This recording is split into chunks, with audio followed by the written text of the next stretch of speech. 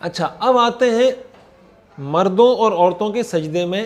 فرق کی طرف کہ مرد کیسے سجدہ کریں گے اور عورت کیسے سجدہ کرے گی۔ سجدے میں سر کو دونوں ہاتھوں کے درمیان رکھنا ہے، یعنی سر آپ کا ہوگا دونوں ہاتھوں کے درمیان آپ سر رکھیں گے، اور اس طریقے سے رکھیں کہ دونوں انگوٹھوں کے جو سرے ہیں یہ کانوں کی لو کی سیدھ میں آ جائیں، ملانے نہیں ہیں لیکن آپ اس طرح رکھیں کہ آپ کی انگوٹھے کی جو سرے ہیں یہ کانوں کی لو کی سیدھ میں آ جائیں۔ اس طریقے سے دونوں ہاتھوں کے درمیان اپنے سر کو رکھنا ہے سجدے کی حالت میں۔ اچھا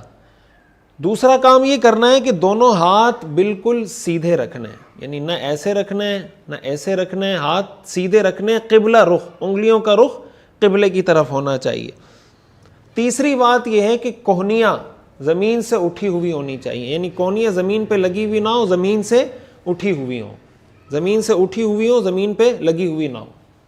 چوتھی بات یہ ہے کہ بازو پہلوؤں سے جدا ہو، یعنی اس طرح سجدہ نہیں کرنا، اس طرح سجدہ کرنا ہے، زمین سے بھی اٹھا ہوا ہو، پہلوؤں سے بھی جدا ہو۔ لیکن اس میں ایک بات کا خیال یہ رکھنا ہے کہ جب جماعت کے ساتھ نماز پڑھ رہے ہو تو ہاتھ بہت زیادہ پھیلائیں نہیں، یوں نہ کریں تاکہ آپ کے ساتھ جو کھڑا ہوا شخص ہے اس کو سجدے میں مشکل نہ ہو۔ زمین سے اٹھائیں، پہلوؤں سے اس انداز میں اس کو الگ رکھیں کہ سامنے ساتھ والے کو اس طرف جو کھڑا ہوا ہے یا اس طرف جو کھڑا ہوا ہے اس کو نماز پڑھنے میں مشکل نہ ہو۔ اور اگلی بات یہ کہ رانیں پیٹ سے جدا ہوں، یعنی ران اور پیٹ ملی ہوئی نہ ہو، ران پیٹ میں فاصلہ ہو۔ تو یہ نماز میں سجدے کا طریقہ ہے کہ سر آپ کا دو ہاتھوں کے درمیان ہو، انگلیوں کا رخ قبلے کی طرف ہو، کوہنیاں زمین سے اٹھی ہوئی ہوں، بازو پہلوؤں سے جدا ہوں، رانیں پیٹ سے جدا اور رانوں اور پیٹ کے درمیان فاصلہ ہو۔ یہ ہے سجدے کا طریقہ مردوں کے لیے۔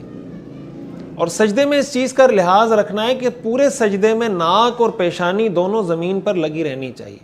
بلا ضرورت صرف پیشانی رکھنا، ناک سجدے میں نہ رکھنا یہ ٹھیک نہیں ہے۔ کوئی عذر ہے، کسی کا کوئی مسئلہ ہے وہ نہیں رکھ پا رہا، کوئی بیماری ہے، وہ تو ظاہر ہے عذر کی حالت میں تو بہت سی چیزیں جائز ہو جاتی ہیں، لیکن جب سجدہ کریں یہ اس بات کو یقینی بنائیں کہ سر بھی لگا ہوا ہے، پیشانی بھی، اور ناک بھی زمین پر لگی ہوئی ہے۔ اس بات کا بھی لحاظ رکھیں کہ پاؤں زمین سے اٹھنے نہیں چاہیے۔ بعض اوقات یہ ہوتا ہے کہ لوگ سجدے میں جاتے ہیں پیچھے سے پاؤں اٹھا لیتے ہیں،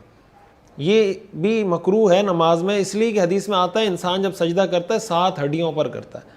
2 ہاتھ ہو گئے، 2 گھٹنے ہو گئے، اسی طرح 2 پیر ہو گئے اور 1 پیشانی ہو گئی، ان 7 اعضاء پر سجدہ کیا جاتا ہے۔ تو ٹانگ کو اٹھانے کا مطلب یہ کہ آپ اس ہڈی پہ سجدہ نہیں کر رہے۔ اچھا اس سے متعلق ایک بات پہلے میں مزید ایک یہ طریقہ مکمل کر لوں۔ سجدے میں جب جائیں تو انگلیوں کا جو پاؤں کی انگلیوں کا رخ کوشش کریں قبلے کی طرف رکھیں، یعنی جتنا اس کو موڑ سکتے ہیں انگلیوں کا رخ قبلے کی طرف کر سکتے ہیں، اس طریقے سے اس کو رکھا جائے۔